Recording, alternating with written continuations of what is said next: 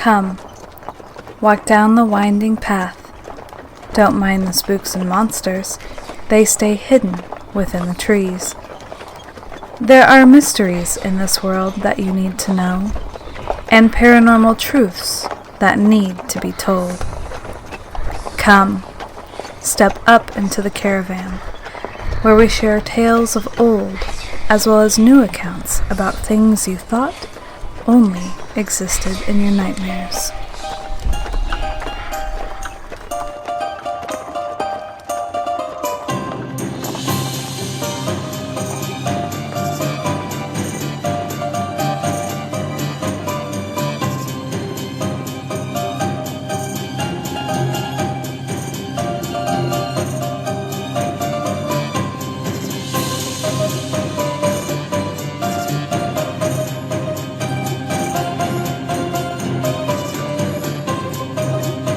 And welcome back inside the Caravan, the Library of Lore. And of course we've been on hiatus for quite some time because we've been renovating the inside of this horse carriage. We put in a new side-by-side refrigerator and a hot tub and new couches and cabinets, and of course all this was designed by Lady Ann. Hi, Lady Ann. Hello. Oh, could you hand me a towel? I just spilled a little bit of coffee on the Ouija board here. Oh, it's not funny. I don't want the evil spirits to come back and bite my head off because I ruined their telephone to the beyond. Would make for a good show, though. It might. It might. So, of course, we've been on hiatus, like I said in the beginning there, since October of 2018.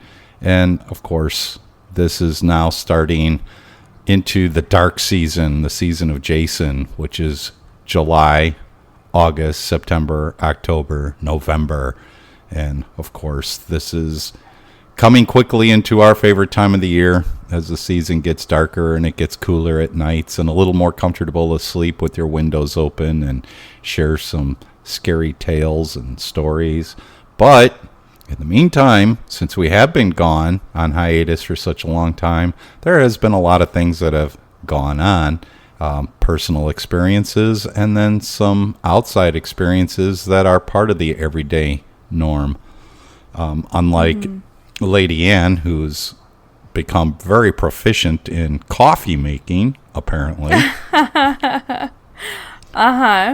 Mm-hmm. So, what kind of coffee are we having?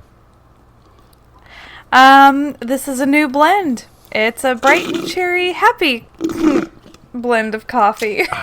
I was drinking mine with a straw. Don't mind me. Oh really? My gosh. So do you feel like advertising the whole name and process of the coffee, or this is coffee talk? No. Nope. It's not like it's a Death Wish or Sasquatch or Bone. I think there's even a Bones Company coffee or something. So it's an over-the-counter coffee, in other words. No, it's a local one. It's called Sisters Oregon. It's a local coffee from Oregon, and so. Would it be a town named cool Sisters? Or spooky about it. Yes, there is. We actually also have a town named Brothers. Ah, very interesting. You know, I shared a story for the 200th episode for Into the Fray Radio, and the story took place in a town called Sandwich, Illinois. Now, in all honesty, if you look on the map, the town right next to it is named Plano. So I really, if I was a wealthy man, I would buy a swatch of property and name it Bologna. So that way you would have Plano Bologna Sandwich all right next to each other. That's actually fantastic. I like it. Isn't it? It is kind of, it's just like the city of Joliet, Illinois. The next town over is Romeoville. And of course they did that just in tribute to Shakespeare's Romeo and Juliet. Which you don't pronounce it Juliet. It is pronounced Joliet. It is a French name, but nonetheless, it was still a homage to our good friend and writer Shakespeare.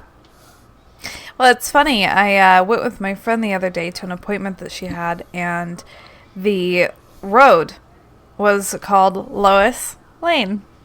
I thought that was the cutest thing. Aw. Oh, okay. You know, Metropolis, Illinois is home of Superman, speaking of Lois Lane.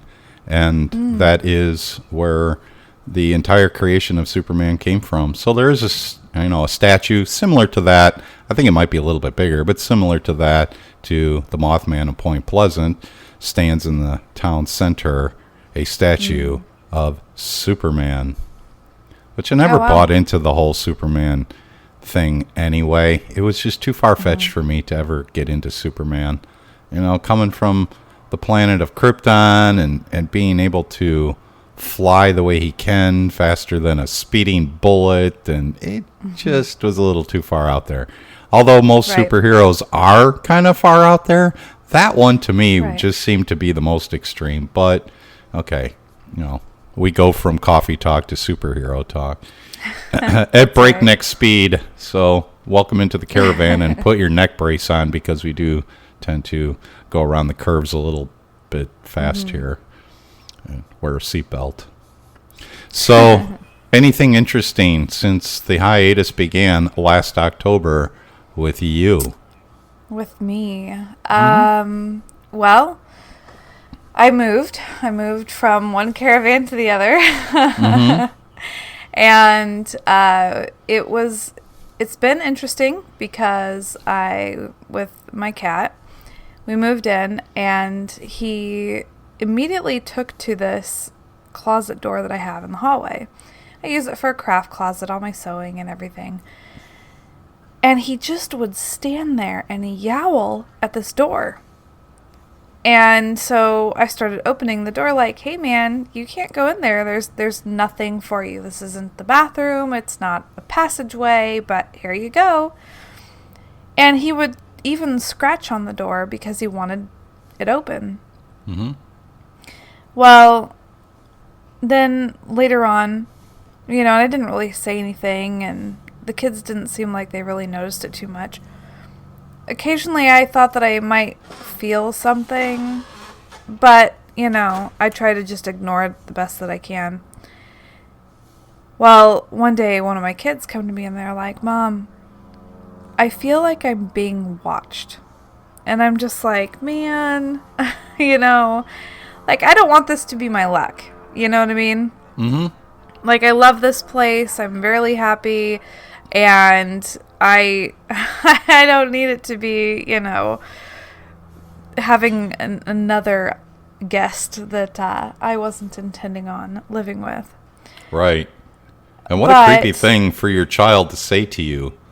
You know, that's something a child should not be familiar with, is something watching them. And, you know, when she says, I feel, or I have the feeling that I'm being watched, that's hair-raising. No, it really is. And so, you know, I did the whole, I saged the house, and I've got little witch's bells with runes that I carved on my door. And so, you know, it's a protection thing, and I feel like everything's going a lot better. The cat hasn't been over by that closet door at all for a couple weeks now. Really? That's kind of interesting.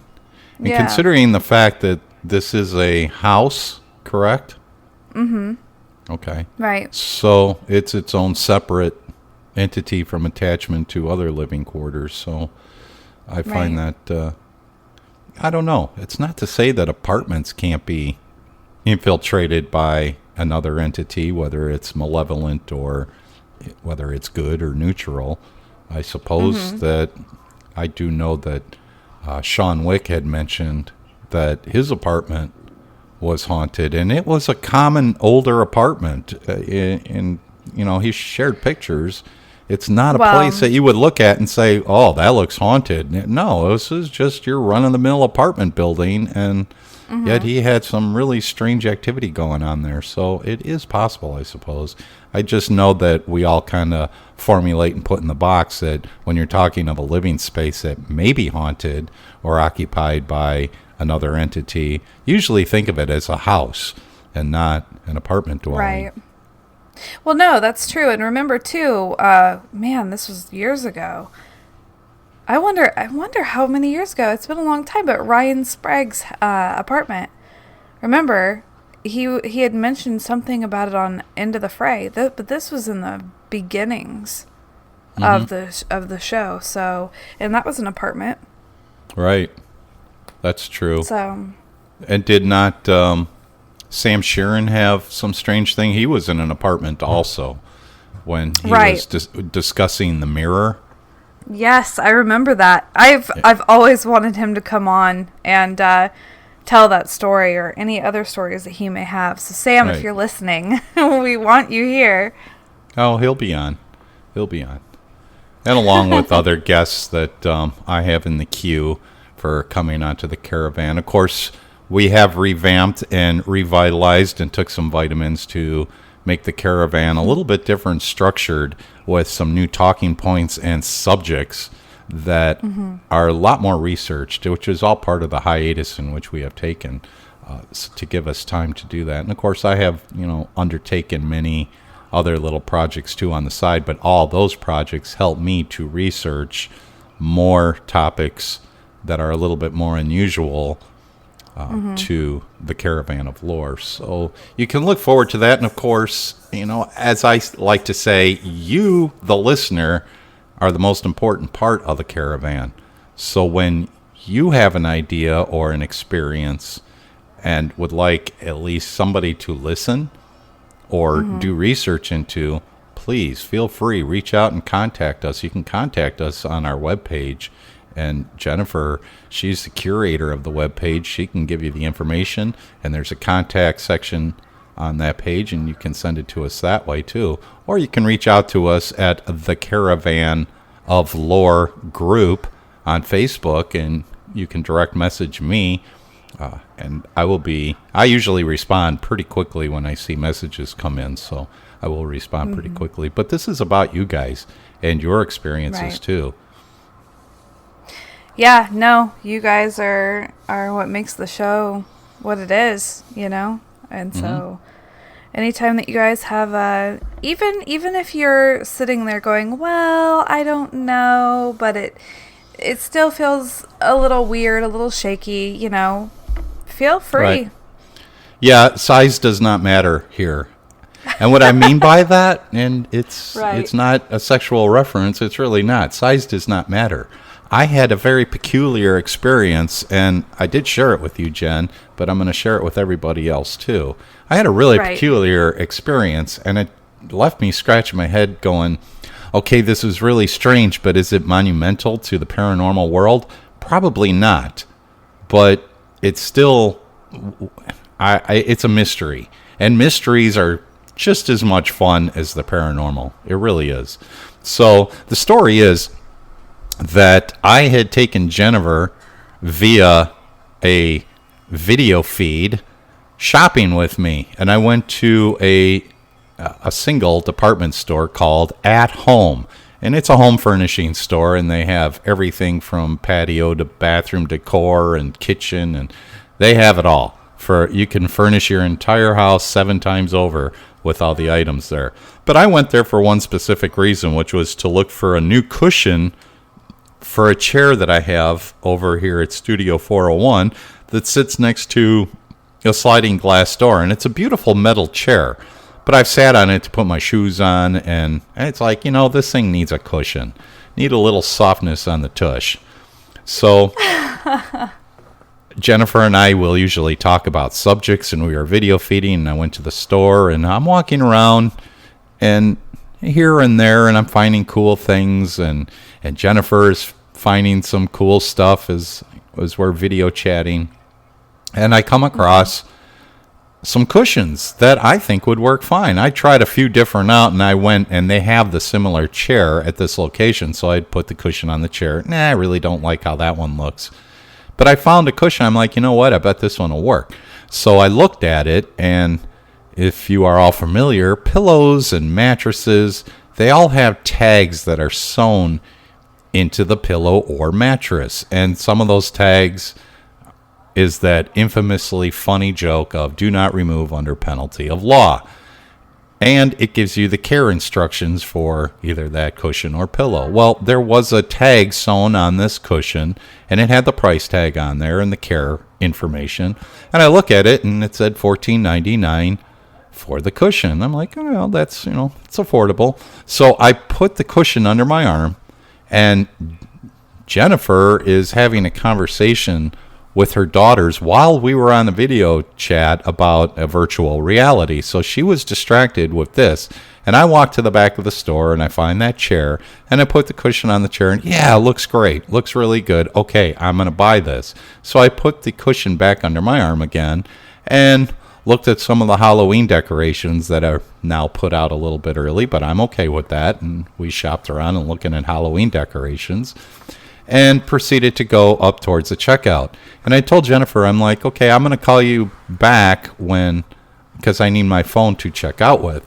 Unfortunately, I wish I'd have known ahead of time. I would not have hung up the phone so that she could have shared the experience with me. So I'm waiting in line, and as I'm transferring funds on my phone, a couple of ladies said, are you waiting in line? I'm like, no, go ahead. And I'm kind of standing back out of line. And the second woman in line, she had a few items in her cart, and she was holding probably a 3-month-old baby. And the baby was just staring at me intently, which I understand I'm strange looking, and I'm wearing that, Kolchak hat, which is my new trademark because I do Stranger Than Fiction news, and it's just an ego thing. And the baby is staring at me intently, and she checks out and leaves, and I'm the next one up, and I put the cushion up on the register, and the lady cashier asked me, she's like, did you find everything okay? And I'm like, yes. And she goes to look for the price tag on the cushion, and there's nothing. There's nothing on the cushion. And we could barely see in the seam where there was a tag that was cut off. I'm like, wait a minute. I know that I looked at it, and it said $14.99. So she picks up her radio, and she's going to call the store manager to do a price check. I'm like, you know what? That's okay. They're at the end of the aisle over here. I'll just go over there and grab another one that has a price tag on it. So I walk over there, and it just so happens the store manager came over at the same time. And we look at the cushions. None of the cushions had the price tags on them. They were all removed, gone. And she looks at me going, why would all these tags be gone? I'm like, I have no idea, but I know when I picked this up, I looked at the price on the tag and it said $14.99. I know that. And she's like, huh. So she walks over to the next aisle over, which they had the same cushion, only an entirely different color scheme. It was a multicolor scheme. And she picks it up, and of course that one has a tag on it, and the price was $14.99. I'm like, how would I have known the price of that if it what? She's like, well, you mean to tell me that somebody snipped off all these tags? And I'm like, I don't know what to tell you, but they're not laying on the floor. And how would they have done that when I'm carrying it around under my arm? I have no idea. There was nobody in my close proximity to have removed the tag. And it had to have been done with scissors because the tags that they use are the material called Tyvek. You cannot rip Tyvek. You can try, but it's a synthetic chemical made by DuPont. You cannot tear it, and that's why they use Tyvek, so that it's tear proof and it'll remain rigid forever. I cannot figure that one out for the life of me, and I stood there with my jaw open, and the store manager's looking at me like, I don't know what to make of it, because they were not laying on the floor. I'm like, how? How did that happen? Now, I understand that's not a paranormal story, but you mean to tell me somebody was that meticulous to be able to cut it as perfectly as they did while it was under my arm without me knowing it? I highly doubt it. And all I did was put it on the chair. I looked at it. Yeah, it's good. And I put it back under my arm again. That was it. It didn't leave my arm until I was up at the register. I don't know how that happened. I have no, and on the cushion that she did give me that had the price tag of $14.99, she's like, well, here, take this up to the register, and she'll just scan that and price it out. So I tried to pull the tag out. I could not remove that tag. I tried. I wanted to see. Maybe the tags are just poorly attached and just, no, it was not coming out. So I don't know what to make of that. I mean, it's a good story. You know, it's one of those things where even though it's not necessarily paranormal, it's a really odd thing. It's a mystery. Right. Yeah, no, exactly. So even if anybody has other weird stories that just don't make sense, we want those too. Right. So, yeah, and no, that's weird. We shared a couple of stories the other night. We had the privilege of being on Lighting the Void on the Fringe FM with Joe Roop, and Lady Ann and myself were on that show, and some of the subject matters were really interesting. Jen, you brought up the subject of movement without being able to see it when you're out in the woods, and Joe Roop had that same experience. Him and his friends, they felt like they were being rushed by something. They turn around and put the lights on it. They could see shrubbery moving, but they didn't see any animal or entity. But when they would turn the lights away, they would hear this rush of footsteps coming towards them again. That's kind of terrifying. And you mentioned the same thing, similar, in your personal experience.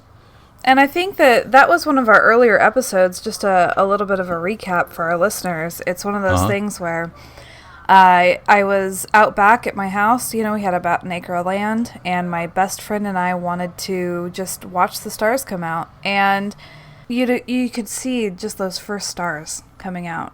And behind us was the big rock garden, because they come from a long line of rock hounders. So they go out and they, you know, get agates and thunder eggs and all that stuff, you know. And we had that all behind us over by the deck. And it has a very specific sound to it when you walk on it. It's a, you know, that ting and these different scratch type noises, whereas it, you know, it's a lot different from walking on gravel or river rock.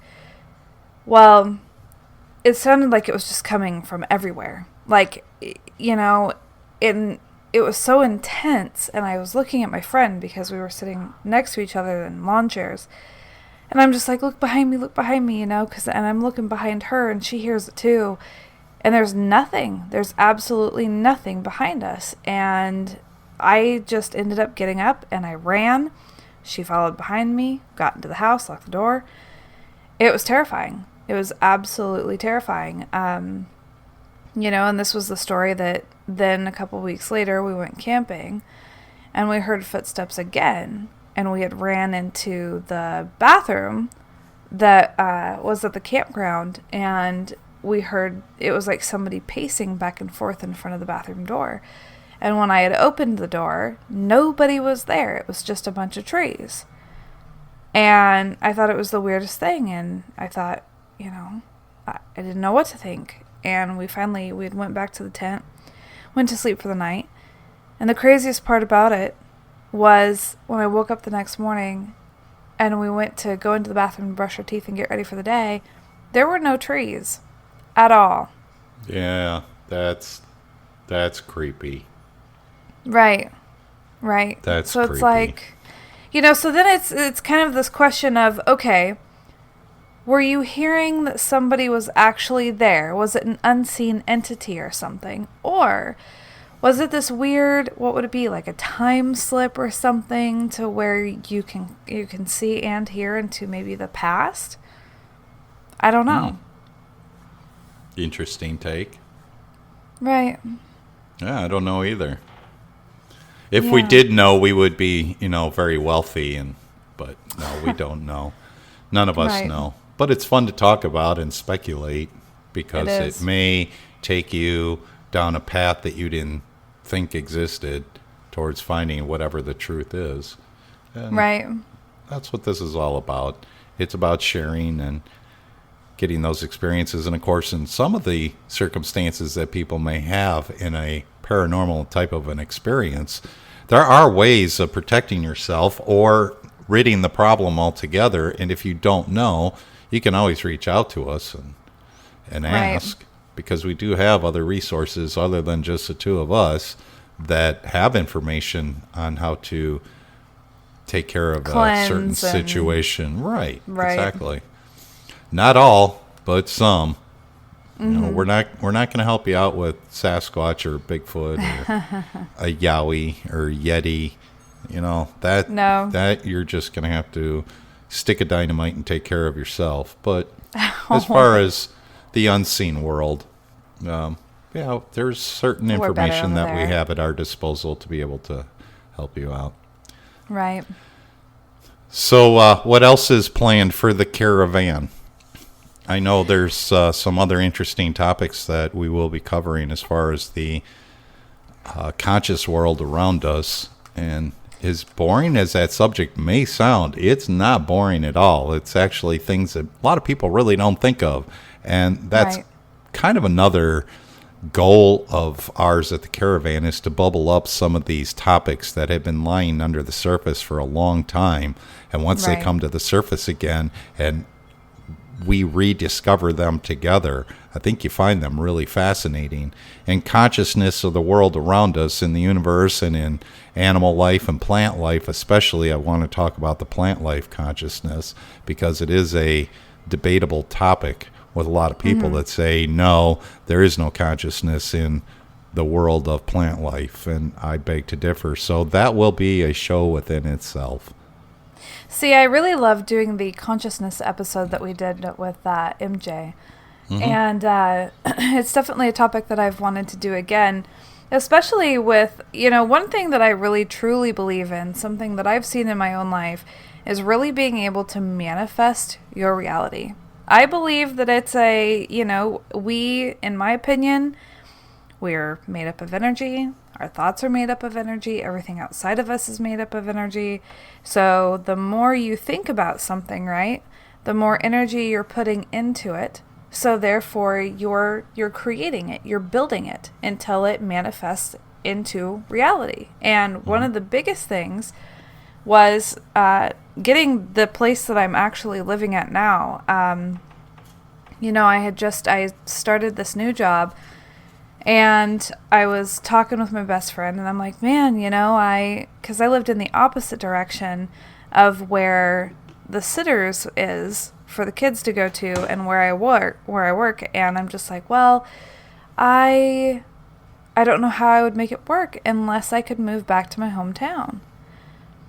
And I was just putting it out there to the universe. It's something that I had wanted to do for years, was move back home. To my hometown. And I'm like, well, maybe now's the time, just putting it out there to the universe for fun, that now is when it will happen. And I actually looked on Craigslist, and the very first posting was this place, and I had it by that night.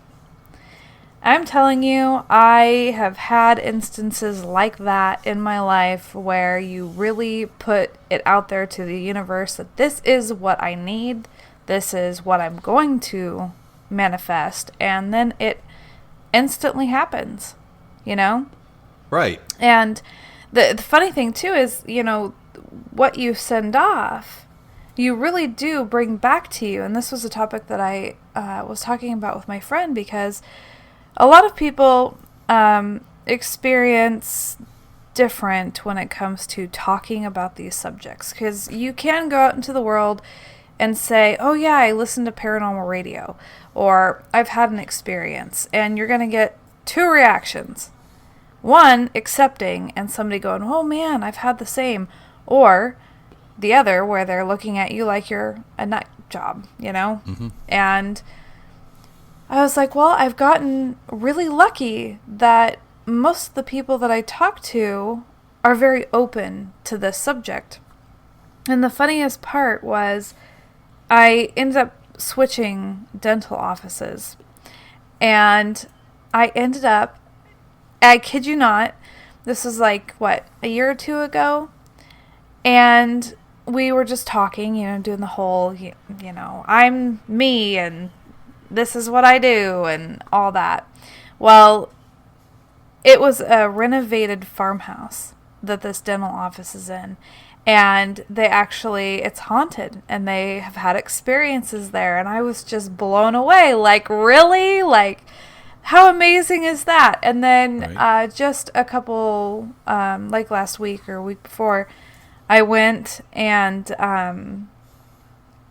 they hired a hygienist. And, sometimes it's a small office, so doctor had been doing it the whole time, and then now he hired a hygienist. And we were talking and getting to know each other as well, and come to find out, she herself is somebody that practices hypnotherapy and animal communications, and she was really excited to hear about the podcast. And she was like, oh, and she gave me the names of some other animal communicators, and yeah, it's really amazing how you focus your energy and then watching your world mold to where you're vibrating, Right. Okay, well, two thoughts of point to that is when you said hygienist, I like that term. As someone that can go into a house and cleanse it, you could be a haunted hygienist. Oh, like right? There's an idea. Clean the house, this house is clean. Oh, yeah, my goodness. I like that Right. idea. But you know what? It's a privilege to be part of a podcast like this, because you brought up a very interesting point about there's two things that happen. Either people are enthralled by what you're sharing, or they think you're a nut job. And I think with the revolution of paranormal podcasts, in which we are a part of, I think that is help compressing and depressing that thought process with a lot of people, so that new generations that grow up, it's a little more accepting to listen to what their young experiences are, because there's the shield that has been put out there for a period of time in the paranormal world of podcasting and sharing. And I think it's a lot more acceptable now, and 10 years from now, it'll probably be a lot more accepted. And the mockery and the shun won't be as prevalent as it was 5 years ago, and it's getting a little bit less. But I do notice that in a lot of interview cases, when people have a cryptid encounter or a ghost encounter, they say, yeah, I never really shared with anybody because I was ridiculed. And I think what we are doing is pulling that fire hose out and trying to extinguish that thought process, because one important thing that we do here is we don't mock, we don't judge, we listen. Right. And as far out as that subject may seem to you, it's probably not that far out to us. We'll be stunned by it, but it's not really that far out. We've heard some really strange stuff that makes you scratch your head, but neither Jennifer or myself or anybody else that's tightly knitted to us will ridicule or say, no, that's a nut job and we want nothing to do with it. We accept everybody's story and we listen to it intently.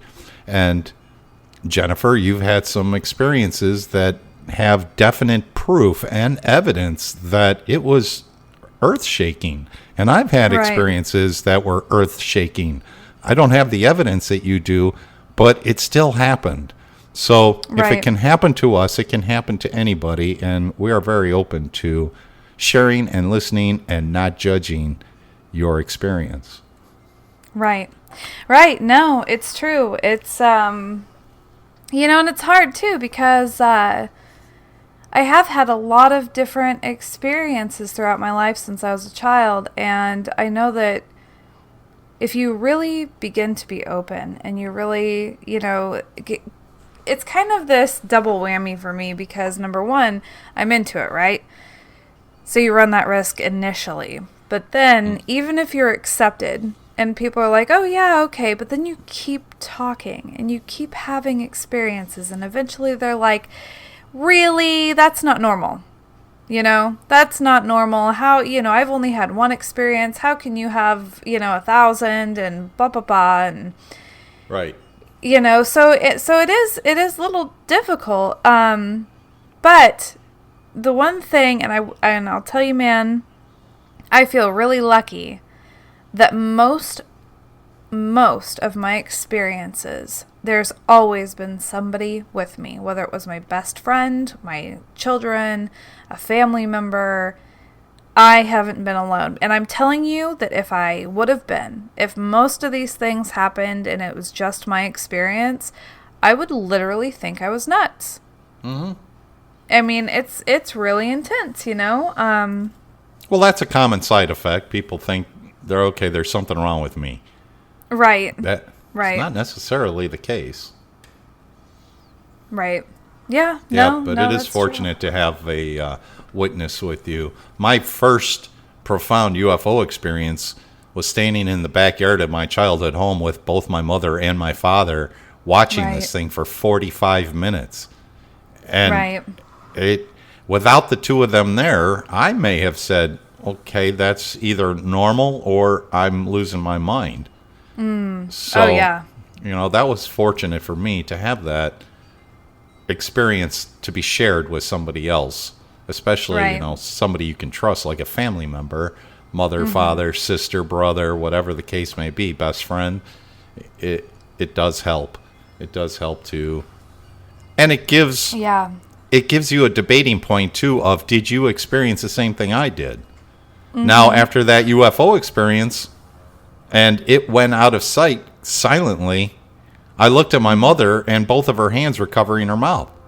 She saw the same thing I saw, and she was speechless. She didn't know what to make of it, and that is the reaction I did not expect, but she was speechless. She didn't know what to make of what she saw, nor did my father, nor did I. And I was, a young kid at the time, but I knew what I was looking at didn't seem normal of this world.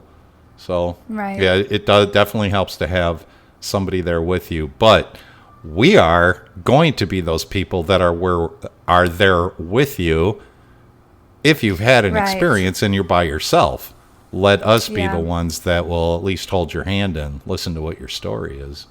No, exactly. Oh, and I do want to say, too, because I'm really excited. Speaking of my best friend, that we've had a lot of those experiences.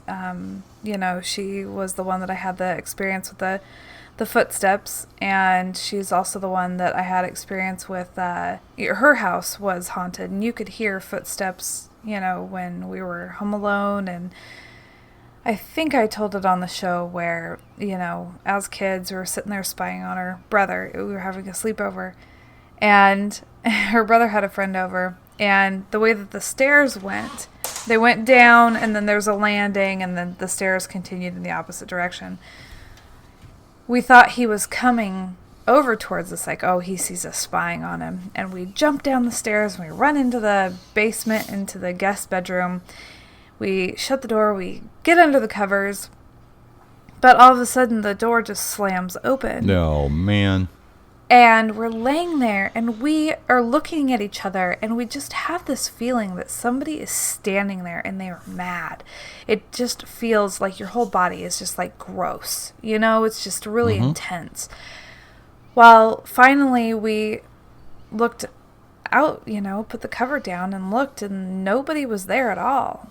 And so we go upstairs and we're like, we know that was you, And of course, Mom was sitting there and she's like, I don't know what you're talking about, but it is past bedtime. There's no reason for you to be out of bed, and he's been here the entire time, because him and his friend were sleeping in the living room on the floor. Okay. And it was just like, seriously? Like, we would have rather have it been him, than this weird whatever it was. But anyways, she actually had an experience up behind her house that has always fascinated me. There's this little shack up on the hill behind the house, and her and I believe it was a couple of her friends and possibly her sister, they were just out hiking around, because that's what we did. We didn't watch TV. We didn't, we were out in the woods hiking around. So they find this house, and it's obviously abandoned, and she's standing there and they're checking it out, when all of a sudden she looks up and there's a woman standing there, like with a watering hose, and a man standing in the window of this house, but they are see-through. And the woman's watering nothing. And it wasn't just her that saw it. There was other people there that day that saw it, and they were so scared. And it's funny the way that she describes it, because they just started running off, and it was like they scattered in all directions. They didn't know where to go because they were terrified. Yeah, everyone for themselves. We're out. Yeah. Yep. No, exactly. However, I've never been there, and they just cut in a new logging road that makes it really easy to get over there. So her and I are going to go on some adventures, and she's going to take me back to where she had that experience. And I don't know, I've thought about I could do a live, a Facebook Live thing so everybody else can go there with me. And, take some photos, and we can make an episode out of it. So that way, the photos can stay up on the website. And then we, there's some other locations like the Shanghai tunnels that I'm wanting to go to, and as well as a local, it's called Night Hall. It's at Pacific University in Forest Grove. Apparently, there's stories that date back to, the 70s about a ghost, apparently that goes by the name of Vera, that haunts Night Hall. So hopefully I can get a tour and talk with some people that are residing there currently and see if there's been any current happenings. And yeah, lots of fun things planned. Yeah. Very awesome. Yeah, we do have some, like I said, we do have some things in the catch for up and coming shows, subject matters from mind control to black-eyed kids, to you name it, the paranormal, cryptids. So these are things that are being filed away and will be in up-and-coming shows. But I am so looking forward to that story. Just picturing it in my head of an old woman, and she's out there watering nothing, as if there is nothing to be watered, but it's translucent, and yet they see it and they scatter. That's terrifying. I don't know if I wanted to see that. It's very unexpected. Yeah, but no, I'm looking forward to that story. And maybe there'll be history to what that house was. Who knows? It would be fascinating to be able to get, like, I wonder if there's a way to be able to talk to who owns it. And that's one thing that's always fascinated me is all these abandoned houses. What's the story on them? Why are they abandoned? Who do they belong to? Can you buy it? Right. So yeah, there is a reason. Well, nobody is there anymore or keeping property maintenance on it. Right. All right, Jen. Well, I need to step out of the caravan and go feed the horses because they're getting a little restless. So I will go get some oats in the bucket and feed the horses and take care of the outside of the caravan. But thank you, everybody, for stopping by and giving us a listen to a renewed version of the Caravan of Lore. And, of course, as always, thank you, Jennifer. Thank you so much. It was wonderful. We can't wait to see you guys next week. Okay. Bye. Bye. From childhood's hour I have not been as others were. I have not seen as others saw. I could not bring my passions from a common spring. From the same source I have not taken my sorrow. I could not awaken my heart to joy at the same tone. And all I loved alone. Then, in my childhood, in the dawn of a most stormy life, was drawn from every depth of good and ill the mystery which binds me still. From the torrent or the fountain, from the red cliff of the mountain, from the sun that round me rolled in its autumn tint of gold, from the lightning in the sky as it passed me flying by, from the thunder and the storm, and the cloud that took the form, when the rest of heaven was blue, of a demon in my view.